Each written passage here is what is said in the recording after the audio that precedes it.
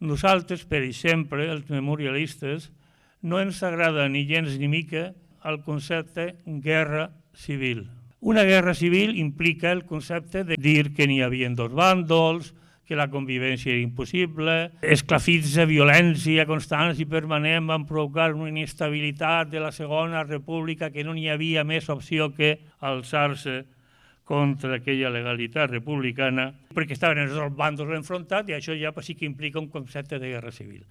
Però això no va ser la realitat és que el que n'hi havia era un govern de la Segona República, constituït legal i legítimament, reconegut internacionalment, i que front a aquest govern progressista que el que pretenia era impulsar un desenvolupament democràtic, cultural, etc., científic, el sector més radical africanista de l'exèrcit, amb altres, ahí estarien els noms del general Mola, Heipo de Llano, Franco, etc., són els que van impulsar un colp d'estat il·legal, il·legítim, violent, sanguinari, contra un govern legalment establert. Aquest cop d'estat no va triomfar segons els plans que ells tenien previstos de que ràpidament això seria un passeig i la Segona República cauria. El poble se va alçar en defensa del règim república i van rodejar els quarters, les casernes militars on s'estaven alçant contra la república per tal de fer-los defallir en el seu intent del cop d'estat. Això va provocar una guerra cruenta, una guerra sanguinària que va durar 3 anys, una guerra que nosaltres sí que anomenem la Guerra d'Espanya. La Guerra Civil, la Guerra d'Espanya, va acabar oficialment el dia 1 d'abril del 39. Bé, l'1 de setembre de 1939 va esclatar la Segona Guerra Mundial. 5 mesos només separen la fi de la Guerra d'Espanya i el començament de la Segona Guerra Mundial. En aquest sentit, és un pròleg del que va ocórrer després en tota la Segona Guerra Mundial. De fet, així, les potències nazifeixistes van utilitzar el camp de batalla de la Guerra d'Espanya com a un camp d'assaig dels seus nous models armamentístics. Així també, per exemple, durant la Guerra d'Espanya es va implantar, que després de la Segona Guerra Mundial seria un model estès, els bombardejos de la població civil. No es tractava ja de guanyar una guerra clàssica de fronts d'un exèrcit contra un altre, no.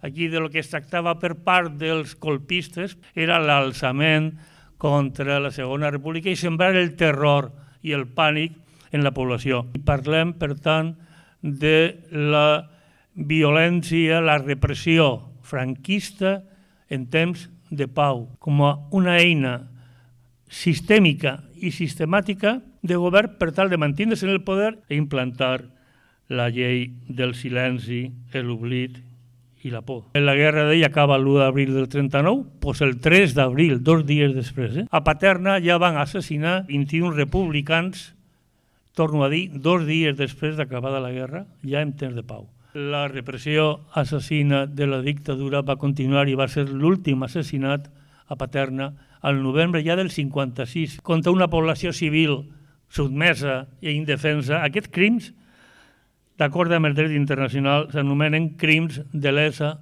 humanitat. Són crims que, d'acord amb el dret internacional, no prescriuen mai. No serveix cap llei d'amnistia ni cap llei de punt final. Avui en dia, encara, nosaltres continuem reivindicant veritat, justícia i reparació. I són moltes les sentències, les recomanacions dels relators de Nacions Unides que recolzen la nostra reivindicació de justícia i de veritat i que interpel·len al govern de l'estat espanyol per a les víctimes del franquisme. Que s'aclarisca la veritat dels fets. Nosaltres no busquem cap vengança, el que busquem simplement és això, que mitjançant la veritat tancar definitivament aquella negra etapa. Espanya és el segon país després de Cambòdia amb 150.000 desapareguts a fosses comunes. Al voltant de 100.000 persones assassinades estan encara per identificar i exhumar i identificar.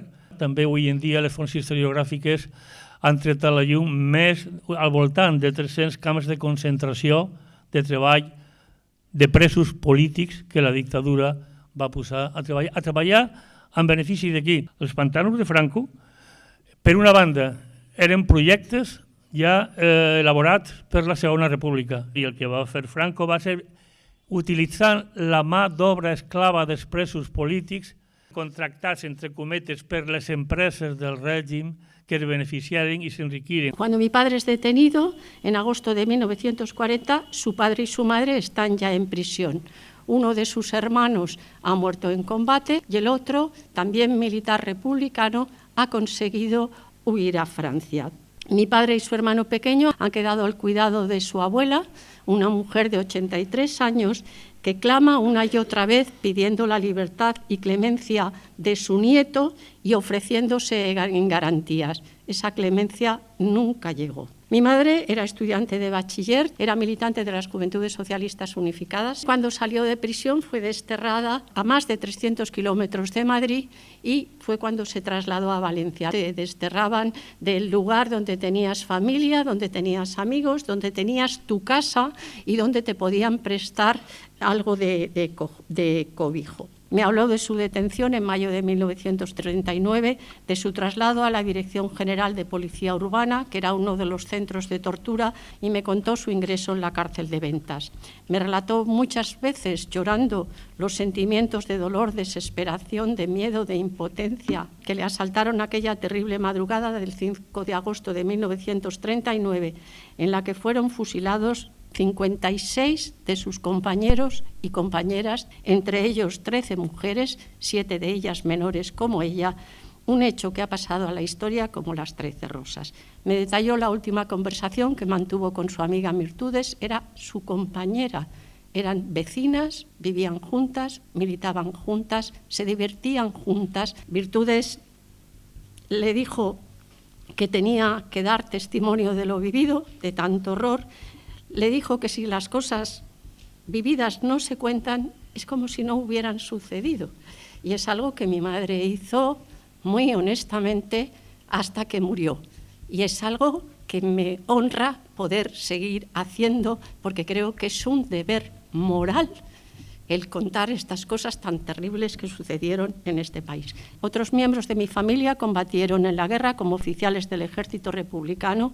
Son mi tío Antonio, teniente piloto de la Gloriosa, murió el 19 de agosto de 1938 en el curso de la Batalla del Ebro. Mi tío Vicente, teniente de artillería, con 23 años. Ambos estudiaron el bachiller en este instituto. De vez en cuando, a veces me paseo por aquí y me siento un rato a recordar las cosas que he conocido de ellos y las cosas que me han contado de ellos y su estancia aquí, donde empezaron a tomar conciencia política, conciencia política que pagaron con un precio muy alto. Yo crecí, como veis, en una familia de los que habían perdido la guerra, una familia de rojos, así se nos denominaba. Mi familia me inculcó el apego a la lectura, la idea de que la libertad y la democracia eran bienes preciados que había que recuperar, el sentido de lo público, de la equidad y una ética distinta a la moral dominante. Mi madre me habló de un mundo más justo que existía y que había que luchar para recuperarlo. No era nada fácil vivir en una familia así, os lo aseguro, porque al ser señalados por rojos, mis padres me insistían en aquello de tenemos que ser los mejores, tenemos que dar ejemplo. En el curso 1968-69 yo inicié mis estudios universitarios, me matriculé en la Facultad de Derecho y me organicé en el clandestino PC. Me detuvieron por primera vez el 24 de enero de 1969, a media mañana. Un compañero de la Facultad de Derecho de Madrid, Enrique Ruano, había sido asesinado a manos de la Brigada Político-Social, que era la policía política del régimen. Intentaron hacerlo pasar por un suicidio desde el Ministerio de Información y Turismo, que entonces dirigía el señor Fraga Iribarne, con la colaboración del diario ABC y otros medios. Cuando salí de la cárcel, mi madre me agarró y me dijo, hija mía, creía que todo volvía a empezar con una de mis hijas. Mi madre temía que pudiera llegar a ser fusilada. Me jubilé en el 2016 y en 2018 me volví a mi ciudad natal. Soy una mujer jubilada, pero no soy una mujer inactiva. Colaboro con entidades memorialistas y feministas. Considero que vivimos tiempos muy convulsos en los que nos vemos obligadas especialmente, que no se os olvide, chicas, a defender derechos que creíamos ya como derechos conquistados para siempre. La educación en memoria democrática es fundamental para países como el nuestro, que ha sido asolado por una dictadura nacional católica, reaccionaria y androcéntrica durante casi 40 años. Tiene mucho que ver con el futuro que queremos construir y no es posible construir el futuro suprimiendo o tergiversando aquellas partes de la historia que a algunos les resulta incómodas, como las que hoy estamos contando aquí. El golpe de Estado franquista de 1936 subvirtió la legalidad democrática de la Segunda República, declarando rebeldes a quienes la defendían. Los golpistas borraron la huella de sus propios crímenes, reprimieron cruelmente, deshumanizaron a sus adversarios y destruyeron la memoria colectiva de la España republicana. Fueron décadas de censura y adoctrinamiento, de partido y pensamiento único. La represión, como antes decía Ángel, no fue algo episódico. El caso de mi familia, siendo una gran tragedia personal, no fue una excepción. Ojalá hubiera sido una excepción. Hay miles de familias como la mía a lo largo de este país. Para las víctimas de todo aquello resulta duro escuchar hoy discursos que distorsionan las causas de la guerra de España y legitiman el golpe de Estado, que blanquean a la dictadura. El lenguaje no es inocente, porque el lenguaje crea el pensamiento. Libertad. La libertad, os aseguro, que no es tomar cañitas, La libertad es una cosa muy seria, que ha costado muchas vidas volverla a traer de nuevo a este país. No la banalicemos de esa manera. Quien así lo hace es muy consciente de lo que está queriendo hacer. Frecuentemente también escuchamos frases, y con esto acabo, contra la memoria democrática de es que hay que pasar página. Claro, es lo que hacemos cuando estamos leyendo, pasar páginas. Pero para pasar página hay que haberla leído antes. Con esa sencilla obviedad contestaba Louis Joannet, uno de los padres de la justicia transicional, cuyos pilares son verdad, justicia, reparación, memoria y garantías de no repetición. Gracias por vuestra atención.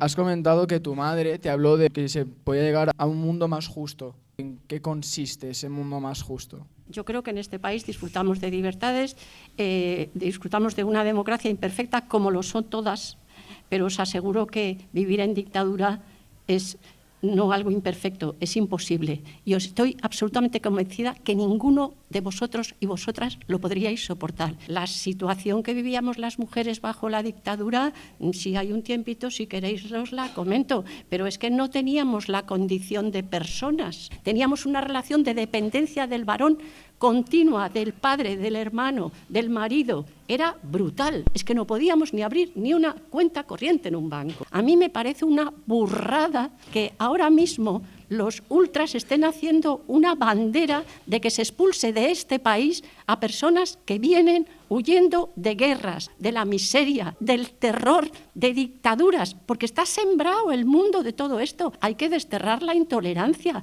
hay que desterrar estas barbaridades. En este mundo que tú has descrito, ¿cuál crees que sería el papel de los jóvenes para llegar a este y qué crees que deberíamos hacer nosotros como próximas generaciones para mejorar?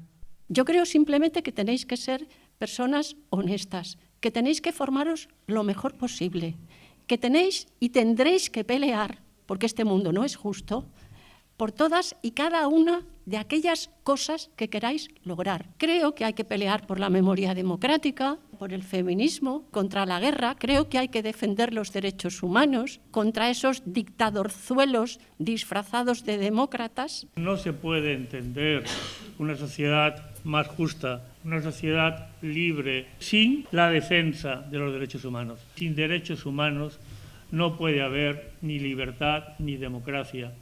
Y nosotros, además, los memorialistas, añadimos otra idea. Sense memoria no hi ha democracia. El mito de que esto no es una democracia y que este es el país más corrupto del mundo. No es verdad. Hay corrupción, claro que la hay. ¿Queréis que os cuente la corrupción que hubo bajo el franquismo? Porque datos tengo y os los puedo dar. Esta ola que hoy vivimos la vamos a tener que combatir con más libertad, con más derechos, con la defensa de los derechos humanos, y que os vais a tener que formar en todo eso. Sois los hombres y mujeres del mañana. No rindáis, no os dejéis vencer por el abatimiento. Tenéis la vida por delante y tenéis un futuro que construir. En democracia se pot parlar de lo que és o no la democràcia o lo que és una dictadura. En una dictadura no se pot parlar de democràcia. Que ho tinguem clar, ¿Vale?